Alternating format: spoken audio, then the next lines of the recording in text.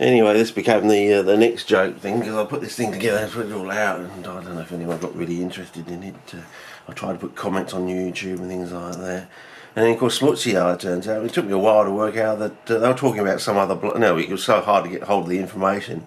I'd already put this, my thing into the Botanic Gardens.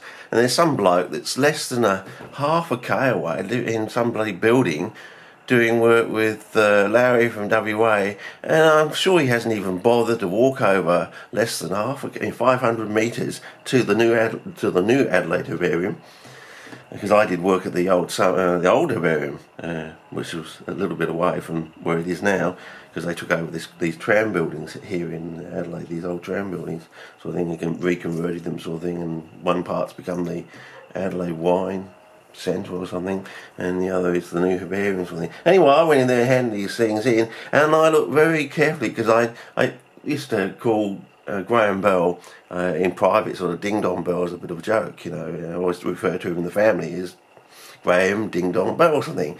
And after this event, I went in and handed these things. I think Robin Barker and it was the husband, the Barker was there, I think, at the time, and I think his wife was there. I think they were a lot older. I barely recognised them at the time, because Graham Bell was a lot younger when I knew him, and of course he still is a lot younger. It's a bit like that joke with George Harrison and the Beatles saying, he still is, still is old, one or whatever it is, so many years old, or a year old, or whatever he says on the Beatles anthology. It's like that joke, yeah. We're all transverse, what's the word I'm trying to get to? Travel in time together, sort of, and as a cohort, sort of thing. Anyway, because it used to be this rule, whenever you take anything through the doors of the herbarium, it's supposed to get a date stamp. That was the imperative rule they always imposed on me as, a summer holiday student. And I noted very critically to see whether Graham, in quotes, Ding Dong Bell, which I now call him because of this event, publicly, would actually date stamp my handout as he went through the door, and he didn't. I think they were looking while I was looking at them so intently, doing like a Mozartian look, critically, really staring at them hard, and I was just waiting. I didn't say a word. I thought, no, I'm going to put the onus on them.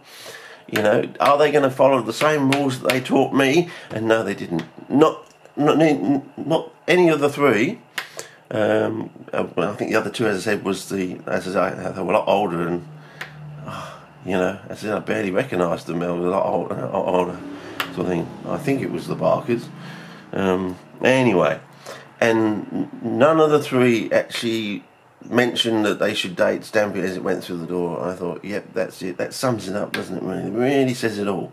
The rules that other people impose on you, eventually they don't really apply to themselves, or eventually they ignore them themselves. And I reckon it's going to... And I'm thinking, if someone can actually hunt that out of the herbarium to see whether it actually has a date stamp on it now, I can certainly tell you it was not date stamped on at the very time it went through the door. Whether they date stamped it late on in the afternoon and thought about it, or they decided to date stamp it at the afternoon tea sort of thing, or whether it's been date stamped at all, I can't tell you, but I can definitely say it was not date stamped as it went through the door. Which is a bit of an angst in a way, but but it would be nice to dig it out to see whether it does have a date stamp, or whether they're going to run around and try and backdate stamp it when it becomes so important.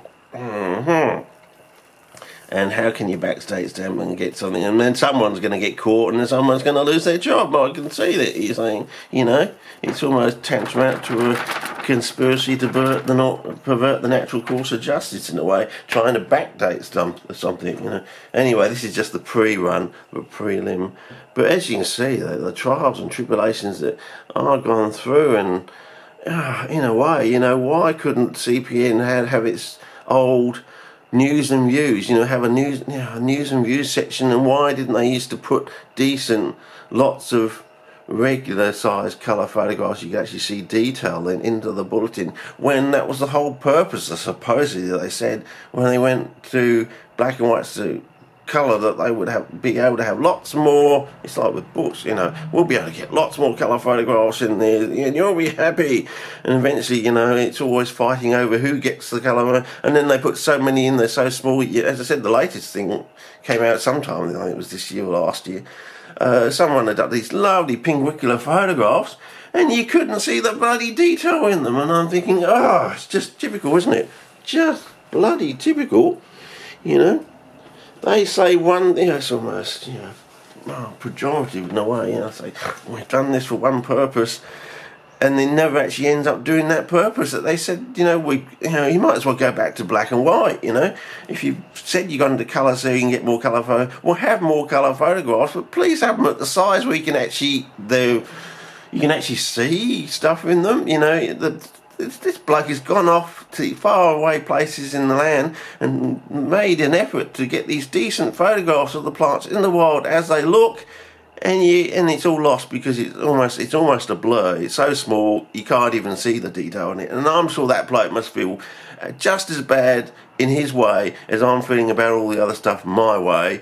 And I've got the empathy to know that person is probably feeling just as bad in his particular aspect or way with his photographs that you've done to him. You know? Oh, jeez.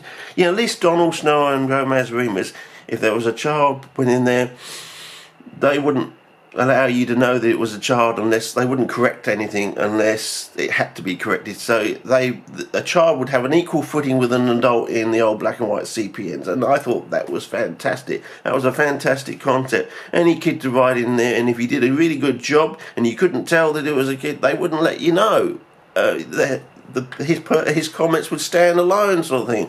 You might find that out years later, but you know, if the kid was, you know, bright and advanced and reading the CPs and knew all the names and everything, and you couldn't tell the difference, they wouldn't mention him. They'd only mention it if they had to correct anything.